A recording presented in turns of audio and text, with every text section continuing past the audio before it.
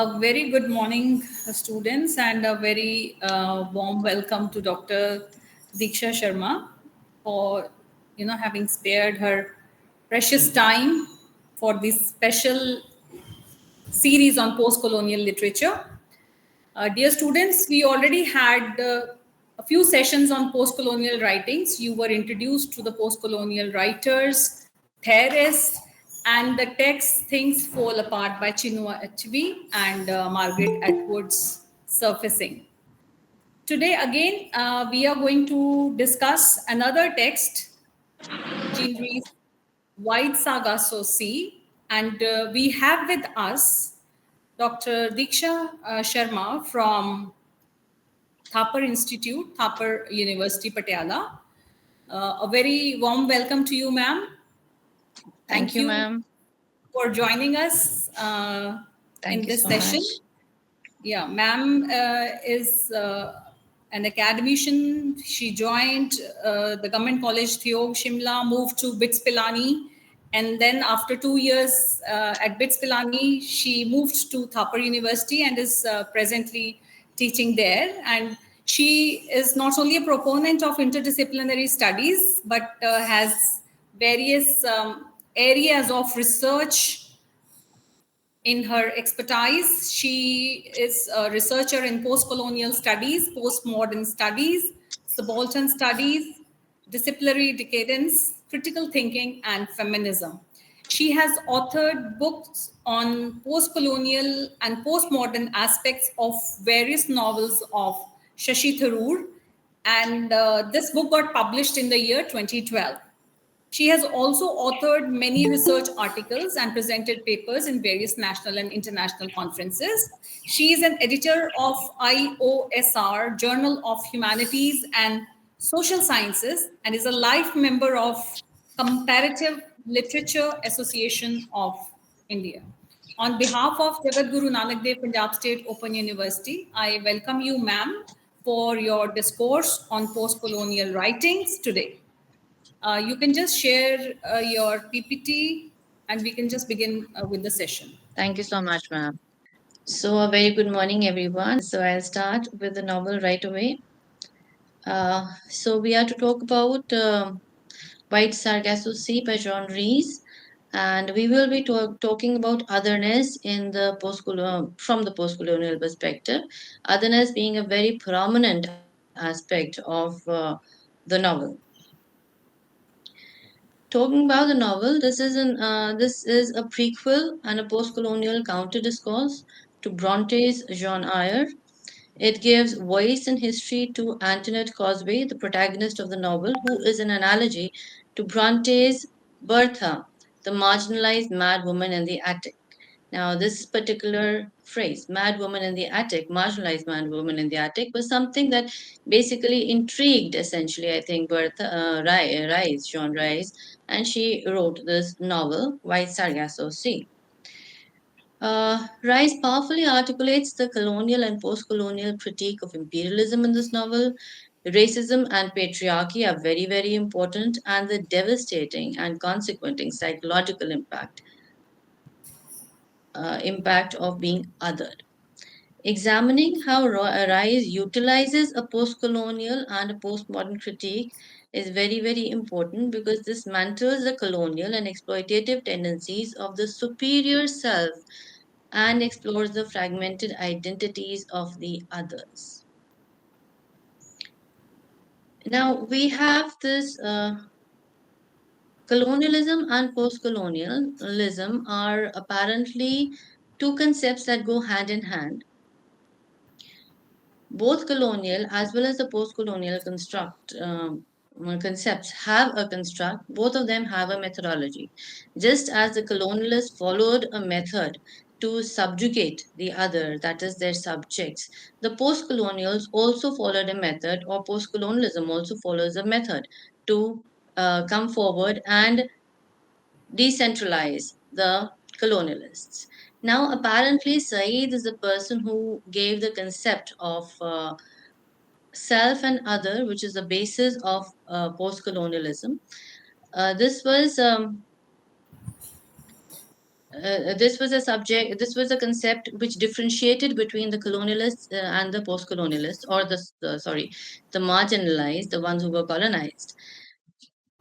There is the necessity of every individual or every human being to emphasize himself, and that is called the self, that is to assert himself.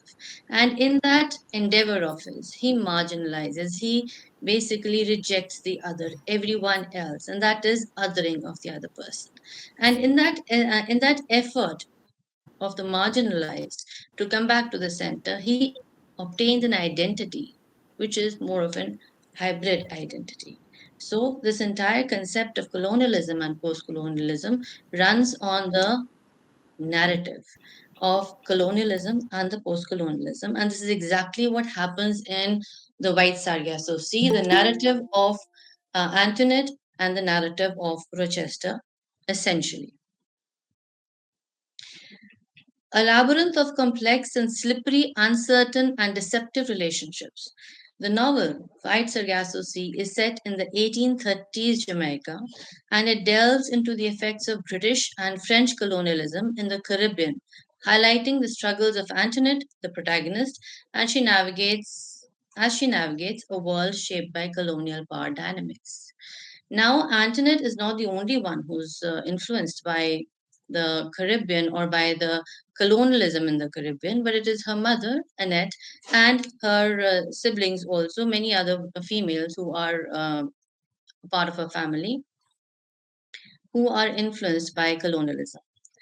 Rise reimagines story, as we've earlier discussed. She reimagines the story of Bertha Mason from Jane Eyre, offering a new perspective on the character, and in effect explores the theme of identity, alienation, and cultural conflict. The themes of identity, alienation, and cultural conflict being very, very important to the novel. Let's see how.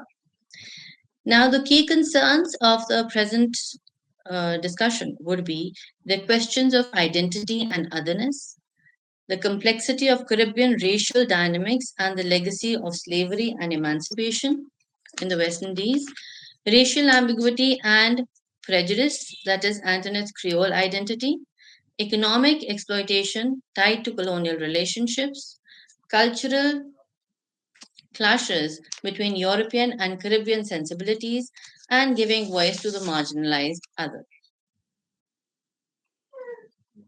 Mm, hello, ma'am, I'm audible? I'm visible? Yes, ma'am, yes. Hello? Ma'am, you're audible. Hello? Right, right. I apologize for any kind of disturbance right now because I'm at home. However, I'll continue.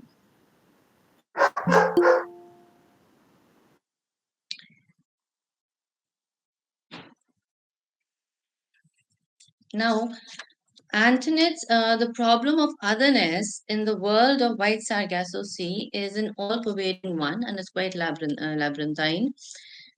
The racial hierarchy in Jamaica is shown to be complex and strained, with tension between whites born in England, Creoles or people of European descent born in Caribbean, black ex-slaves, and people of mixed race in the novel. There is a resentment between these groups which leads to hatred and violence. Antoinette, as we have seen in the novel, is referred to as white cockroach by a girl who follows her, and this eventually is a big shock to her. The family is driven away from their house as a consequence of the you can say the rejection of the once colonized blacks because they do not like the whites. Therefore, it is something which is very very disorienting and something which leaves a long lasting effect on the psyche of the entire family members. Now, essentially, the fact is that inclusion and exclusion in the novel are based not only on race but also on the geographical origin, the appearance, as we find in Annette, the wealth as well as the status. So these things are very very important. Annette's liminal position is a position wherein she is rejected by both black Jamaicans, who call them the white cockroaches, as I said, and white English society. Essentially, she belongs to nowhere. One of her quotes is, they say when trouble comes close ranks, and the white people did, but we are not in their ranks. That means they're just this talks about the floating identity that she experiences. Fear and prejudice are another important facet of the ambiguity and the othering that they come across. The newly emancipated black population's hostility towards the former slave owning families. That means the family of Antoinette and and their neighbors is something which is the beginning of the novel, which is the beginning of the entire conflict in the novel, and that leads to the burning of their house in Calabria. Rochester's racism, maybe towards the second in the second part, is very important because he inherits a distrust and a disgust towards the Caribbean people and landscape. He's not able to understand their custom, their language, and therefore he is disillusioned because he's marrying Antoinette, and at the same time he is rejecting her identity, and he constantly fears Antoinette, and ultimately he marginalizes her, denying the fact that he cannot understand that particular culture or their existence for that matter.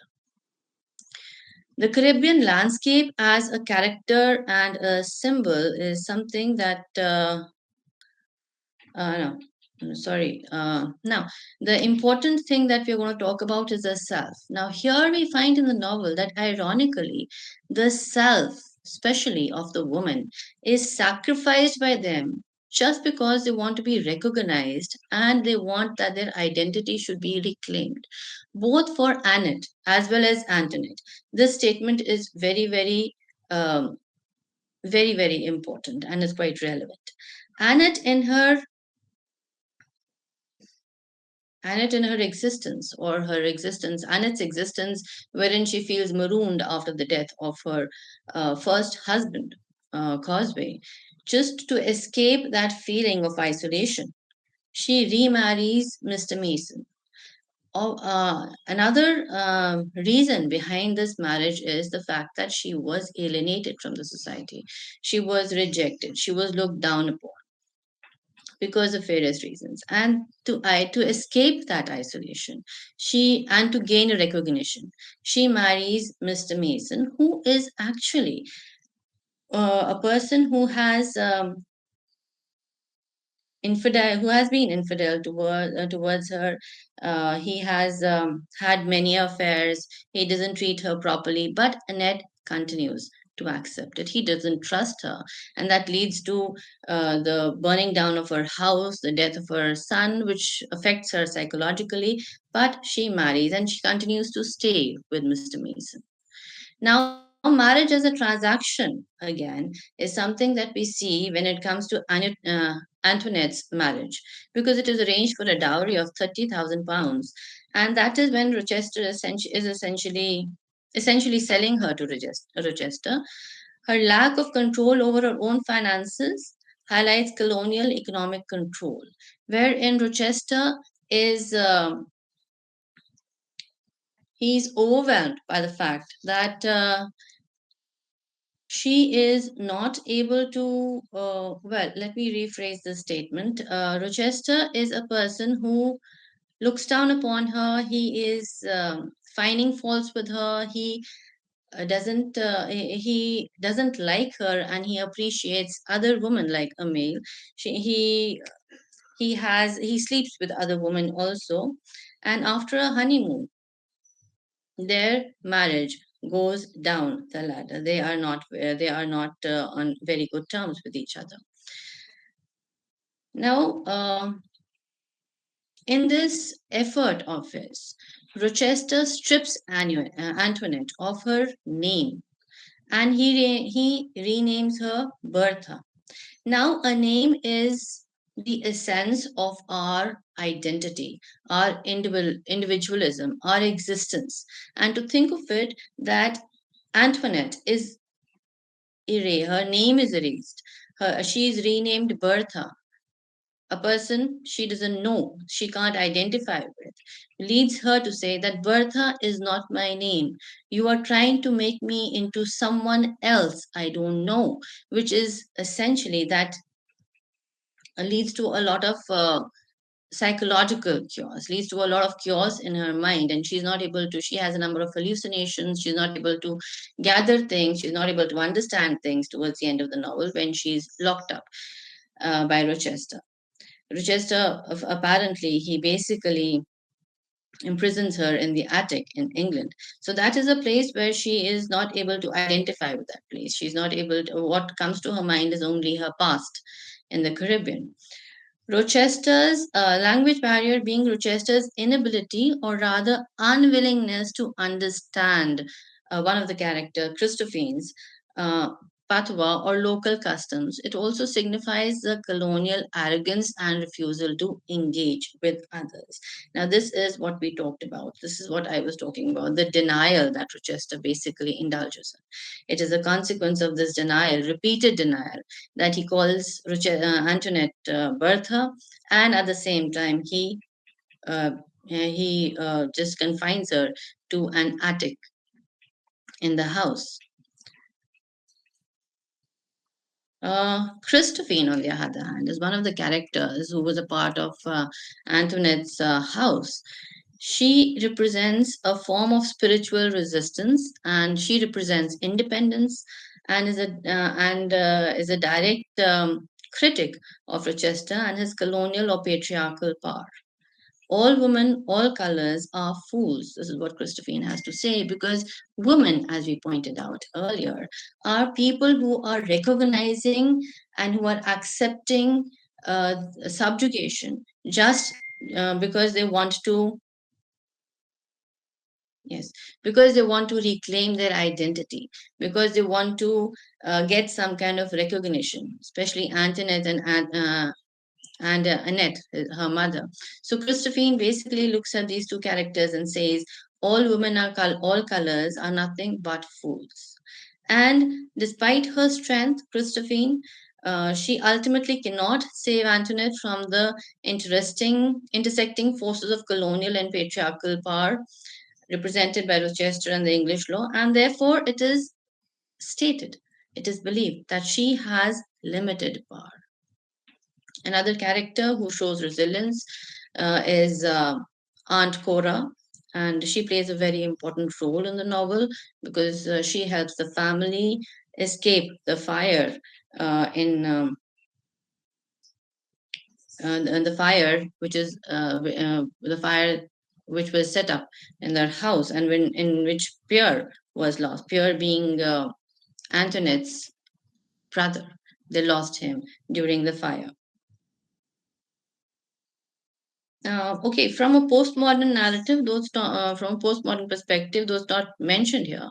It's a fragmented narrative structure because this essentially gives us this essentially gives us the freedom to interpret the entire novel once again from the narrative in different forms, because we have the reader response theory that is given by Bards, and that is something which is very, very important to the fragmented narrative. There are many subjective viewpoints and unreliable, we call it unreliable narration, because all these, because Antoinette has one narration, Rochester has another narration, and both of them are talking about the same event. It focuses on psychological reality and breakdown. There's a lot of intertextuality, especially the most explicit one being that of Jane Eyre's Bertha, and then there was an instability of identity and reality, which is again a postmodern concept. Uh, I will not talk about postmodernism more and go to the fact that we have this novel, which is White Sargasso Sea. It masterfully employs postmodern narration to deliver a searing postcolonial critique of empire, racism, and patriarchy. The novel addresses the theme of cultural identity as Antoinette grapples with her mixed identity and the societal expectations imposed by colonial rule. As such, it is primarily defined by her separateness from any cultural group. In fact, that is what we talk about. We are talking about a floating identity. Now, Antoinette and her family, though white, do not belong to the dominant class of the white Jamaicans. And for many reasons, they include there is an inclusion of local disapproval for them. And we've talked about their behavior coming back. And because I haven't talked about Christophine, I would like to talk about Christophine more. Christophine is Antoinette's black nurse, and she suffers a similar type of exclusion. She's a native of Martinique, and she's set apart from the other black people of the region. Antoinette describes her songs were not like Jamaican songs, and she was not like the other women.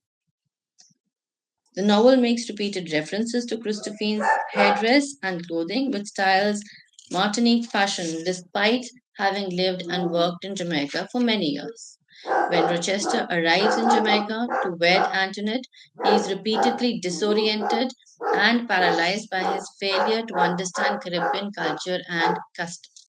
It is important that we understand that both that colonialism and post-colonialism always go hand in hand. For instance, when India, because we identify with India, when India was colonized, at that point of time, the British landed on our country, on our land as traders, and they adopted a methodology to marginalize us, wherein they said that they are doing it for our good. However, towards the end, it was their norms were forced upon us, and they were guiding us. They were dictating their terms on us, which we never realized is basically going to happen. And ultimately, we were subjugated, we were exploited, and a lot of problems were created for us because for them it was a self which was very, very important. Though when they landed here, they appreciated the fact that we were a part of the center. Yeah, they appreciated the fact that we were a part of the center. But towards the end of their stay here, they moved from the margin towards the center and they marginalized us, saying as making us unimportant uh, entities in our own society. This was a very big blow to our own cultural identity. Our cultural identity was something which was very important, and our identity. And once we realized that this cultural identity is important, we revolted or we rejected in one way or the other. I must tell you that post-colonialism is not something which starts with decolonization. Many times people say, well, post-colonialism is all about decolonization or post independence, the post-colonialism started. No, it is not the case. Post-colonialism starts with a recognition of being colonized. So the moment a person is colonized and he feels that he is being suppressed or his culture is being suppressed, post-colonialism starts. That is what post-colonialism is. So essentially it does not go hand in hand with decolonization. And for this, if we go back to this novel, John Rees White Sargasso Sea, there is nothing like the official colonization of the British. But then there is a lot of colonization in the sense that people are exploited, characters are exploited. There's a lot of imperialism, there's a lot of patriarchy, their psychology is not given importance to, their existence is not given importance to, their feelings are not given importance to. On the other hand, they are treated as commodities. Women are treated as commodities. They are treated as sexual commodities. They are treated as commodities who can easily be exploited. And that is exactly what happens with Annette. The irony being that Annette accepts all of it just because she wants to be identified, just because she wants to be recognized by her husband and by her society. She does that when Cosby was there, or her first husband was there. She continues to do that, and she continues to do that when she got married to Mr. Mason also. Despite his infidelities, despite Mr. Cosby's infidelities, she stayed there. She continued to be a. She continued to be there. She continued to be the mother of her children. In fact, there are a number of illegitimate children. They are there. One of them being I forget his name. One of them being the step brother, Antoinette's step brother, who basically played a very, very important role in the undoing of her Antoinette's marriage now. Antoinette, on the other hand, also does the same thing, which her mother had done. Antoinette had continues to accept this rejection. She continues to accept Rochester's rejection, despite the fact she doesn't like it. She doesn't leave him. She is a person who was Christophine, who was one, of course, one of the strong characters in the novel. Christophine, although she, although Christophine advised her to leave Rochester, she does not do that.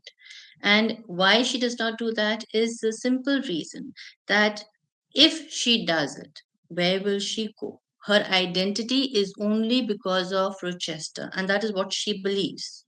So they are existing there because of their they are existing as wives because they feel their identities are related to the husbands, and without the husbands they feel marooned, they feel isolated, they feel left behind, they feel dejected, they feel that they can easily be subjected, they are vulnerable, and they want to escape all of it. They don't fight it. Christophine and Aunt Cora, if I remember, both of them are characters who like taking decisions for themselves. They don't need men. Emil, for that matter, she doesn't need men. She manipulates men. Towards the end, we find Emil is basically sleeping with Antoinette's husband just because she wants to gain something out of it. She wants to go to Rio, and Antoinette knows that, right? So Emil is a very objective lady who's fighting, who is basically living for her own existence. Her identity is very clear to her. She knows what she has to do. But Antoinette does not know what she has to do. Annette, for that matter, is not very clear as to what she has to do. So that is the ambiguity of identity that we find here. And because of this ambiguity of identity, these two ladies are easily othered by the patriarchy, by the patriarchal husbands that they have. And of course, we have other characters also. So these two being the basic characters of the novel White Sargasso Sea, we find that it's very, very important that we understand that the novel is all about relationships, and all these relationships are deceptive. And who's being deceived? The women are being deceived. Who is being subjugated? The women are being subjugated. Sorry. And the men are doing it without any kind of qualms. They have uh, they have no qualms. They are not restraining themselves. They are doing it in the open. There's nothing to hide because they know that these women will accept it come what may. And this is what the White Sargasso Sea is all about.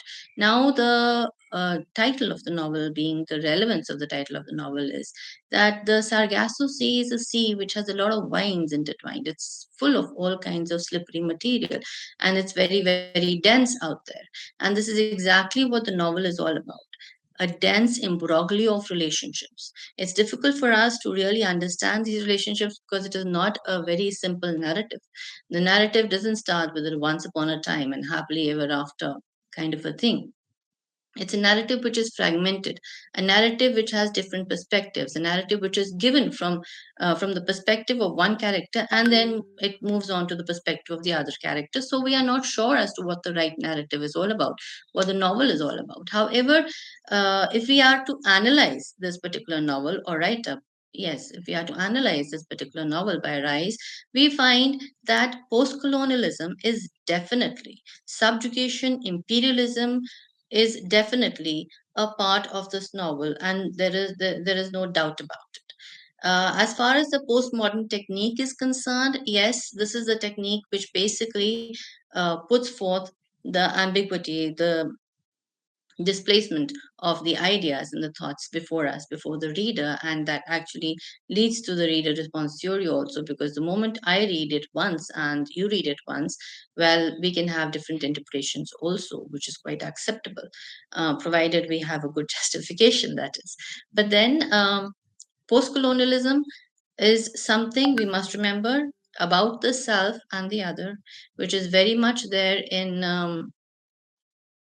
the White Sargasso Sea, where the self is, where the center marginalizes the woman, the center being the men or the society. They marginalize the people who are, just a minute. They marginalize the people who are, uh, who do not, who do not accept their commandments, who do not accept the norms. They are the blacks, the Creoles, the slaves, the ex-slaves, and then we have the people who are mixed races. All these people are rejecting the other. Now we know that rejection is very very important as far as postmodernism is concerned, because postmodernism is a rejection of the meta narrative. Here in postcolonialism, colonialism is a meta narrative, and post-colonialism is actually a rejection of colonialism or the meta narrative of colonialism. So we can say, in effect, that post-colonialism is a part of of the postmodern technique. Post-colonialism is a part of postmodernism. It's a consequence of postmodernism. Yes. So if we look at the narrative by Antoinette and we look at the narrative given by Rochester, these are micro narratives. We have a meta narrative and then we have micro narratives. Micro narratives, one of them given by Antoinette and one of them being given by Rochester, and both of them have their own identities, because every micro narrative is fighting for his or her identity in a meta narrative. Now, the very rejection of a meta narrative actually gives some kind of authority, some kind of acceptance, some kind of recognition to every micro narrative. I'm sorry, ma'am, I'm moving out of context because we were talking about post-colonialism. Multani, ma'am, right? Yeah, you're moving. Is that okay? It's I okay, hope ma'am. that's fine. Right. So, yes, just to understand, just to put it in that in that frame, the postmodern frame. That's actually what I was talking about. But postcolonialism, yes, is a rejection of colonialism. Colonialism following the methodology of subjugating, of imperial, of of othering, of imperializing, of exploiting. This is what colonialism does, of ignoring the psyche, ignoring the well being of the others, and marginalizing them and putting them away, and then avoiding them, or rather just shutting them away in the attic. That's what colonialism does. And we find that here, post colonialism, that is a rejection of the colonialism, is not there. Very evidently it's not there. Actually, when we come to other post-colonial narratives, the rejection of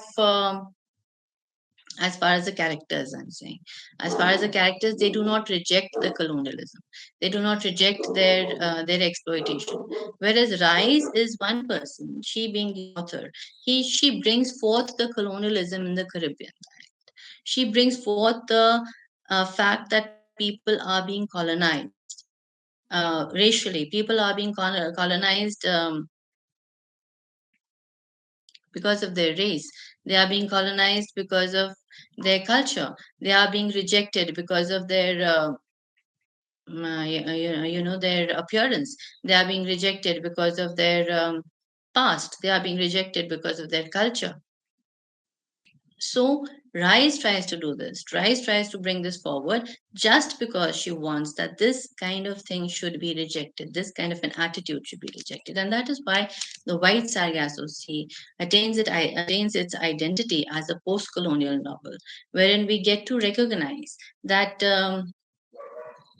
exploitation is is a very important thing, and this is something that should be considered and should be taken cognizance of.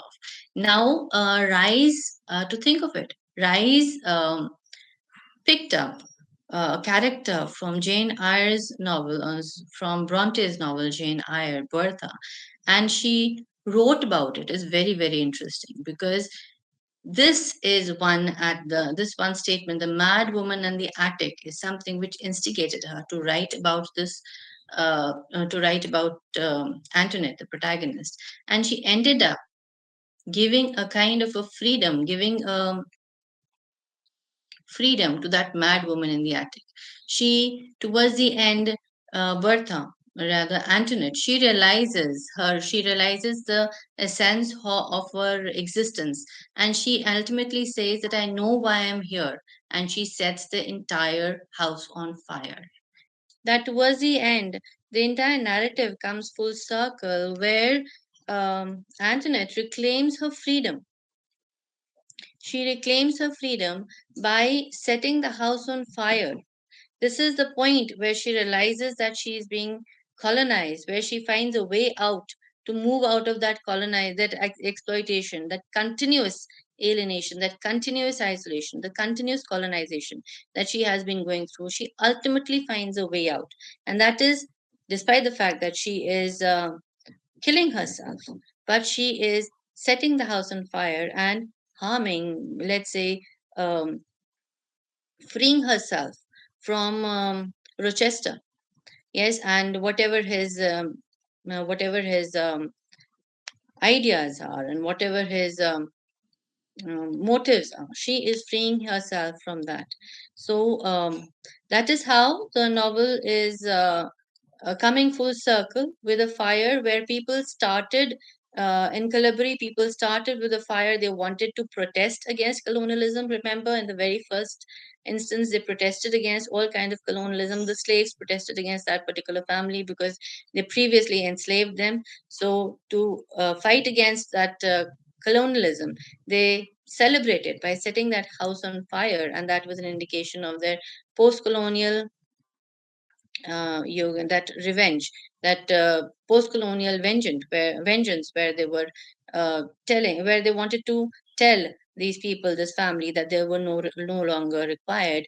And the second instance, when the fire comes to rescue, is the time uh, when um, when Antoinette actually sets the house on fire.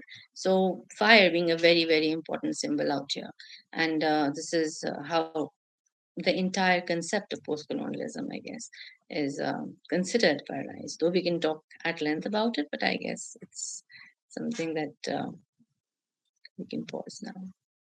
Any questions, if we have?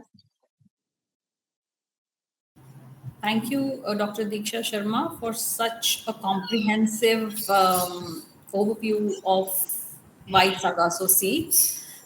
Yes, students, you can come ahead with your questions, raise your hand, or type it in the chat box.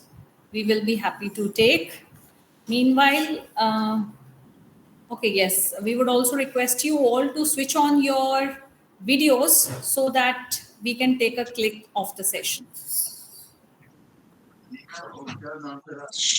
Kindly click on your videos. Click on your videos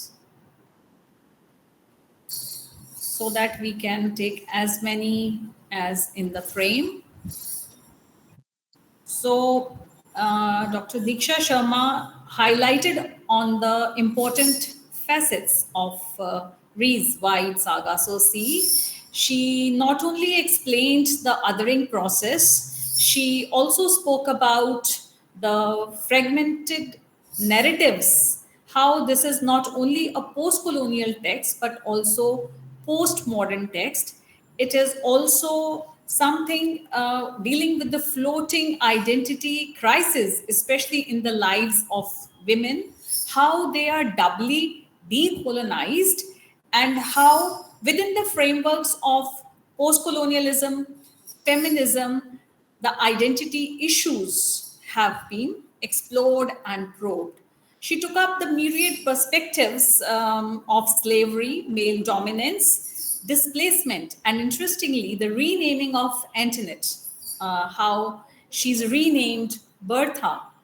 And this being a prequel to Bronte's Jane Eyre, again, we see how ma'am just spoke about fire playing a very important role throughout the narrative of this novel. So I'm sure many of you might be quite surprised What a way, burning down the house, burning it out. Why fire then, right? Again, this is igniting some views and perspectives, raising our thoughts to the point how that colonial past, the decolonization process, the suffering, the trauma that people went through, had to find some way out and a future ahead. By it's just, you can just take it as a symbolic burning of all the patriarchal, of all the colonial ideas that were ingrained in the psyche of those people. So I think this shows a way forward, because many of you, I know, might be inquisitive and be finding it very weird a way to, it's a tragic end, but there's a light at the end of the tunnel. So that's how the imaginative writers, and again, let's not forget, Jean Rees, she started her career as an actress, and then she started writing, and whatever she was writing carried the influences of the colonial period. Thank you so very much, Dr. Diksha. It was a pleasure listening to you. I'm sure my students thoroughly enjoyed your discourse on White Saga. So, see, if at all, Thank you so much, ma'am. It was a pleasure, and I hope I've been able to do some kind of a justice. I yes, would thank you. Thank you so much. I would love to actually I would love to see somebody ask a question or so, one sure. question or two maybe that that really helps us as teachers to reflect also and to explain some ideas are really nice Yeah. at times. But Any one of you who has already completed reading the SLM or the novel would like to ask anything about any of the characters or the symbols? Ma'am ने fire का symbol explain किया, right? So maybe you are asked a question on that. Who knows? well, all What's on right. the mind of the paper setter, right?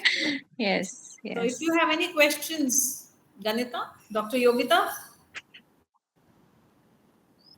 any one of you, if you have any question, please. Yeah. Okay. Thank you so much, Dr. I Yogita. Thank you appreciate so the much. efforts of my students. Actually, ma'am had requested for this hour of the class, but you I know know. that I thank Dr. all of them Yogita, for that, ma'am. Dr. Yogita, I saw her teaching in the class a few minutes ago. She was with her students. So we are in the same campus, right? Really appreciate, ma'am. Really appreciate you Yeah, joining the session. yeah. Thank you so much. So Ganita has a question, ma'am. She says, "How does Rochester's perception of Antoinette change throughout the novel?" Rochester started, could you please repeat your question? Do not see that chat. She says, How "How does does Rochester's perception of Antoinette change throughout the change?" novel? In the very beginning, Rochester apparently he uh, he started his relationship, I would say, with Antoinette as a commodity, the very beginning. And though somewhere I would be maybe differing, maybe I give a different explanation to this, but I really feel that the fact that he bought Antoinette by paying for it, by paying for her, by marrying her, and then paying money for that. That is £30,000. The fact that he did this is more that is actually that he is commodifying Antoinette. He's treating her more like a commodity. So throughout the novel, I would never say that he was in love with Antoinette or he respected her as a wife. He did not respect her as a spouse, although they did go for a honeymoon, and it is because of this that their relationship it deteriorated immediately after their honeymoon because he was never appreciative of Antoinette. He was continuously comparing her to others. He was continuously rejecting her perception. He was denying what she wanted to say. She he was There was a continuous refusal to whatever she proposed. So this did not change. This was a continuous this perception evolved into a colonial mentality. And this colonial mentality was because he could not identify with their culture, with Antoinette's culture, with their language, with the way they carried it out. He found it very weird, and therefore he ended up imprisoning, rather you can say imprisoning, or just putting her in the attic. And despite the fact that wherein she undergoes, she sees a lot of hallucinations, she has a number of hallucinations, she's not able to identify with the surroundings, she's haunted by her past. So despite all of this, he doesn't give any kind of importance, he doesn't come to her relief. And so he's more of a colonizer. And towards the end, she actually, as ma'am also pointed out, she sets that colonizing, that colonial mentality of his on fire, and brings it down to ashes. So that is how I would say this is how it evolves from a colonizer to a person who was marginalized by Antoinette. He has always been a center of Antoinette's life, wherein Antoinette has respected him, Antoinette has listened to him, Antoinette has uh, looked up to him. Despite the fact that she does not agree with him, but he has always been the center of his life, and she being the margin, she belonging to the margin. Now it is reversed towards the end of the novel. It is reversed, where Rochester is the one who is the person who is suffering, and she, dying though she dies, is not the person who suffers. It's Rochester who suffers, and therefore she occupies the center. If we are talking from a post-colonial perspective, that is a revolt. So that's writing back to the empire. That is writing back to the empire. That's very, very important. That one instance was very important. Yeah. So though a tragic way, but she definitely has written back to the empire. And yes, thank you, Ganita, for your question. You should all, Thank you. be thorough with your with the text, as well as I just recommended Pramod K. Nair's writing on post-colonial literature. If you are thorough with the features of post-colonialism, you will never ever face any kind of a difficulty in attempting any of the questions, whichever way Correct. the paper setter is posing.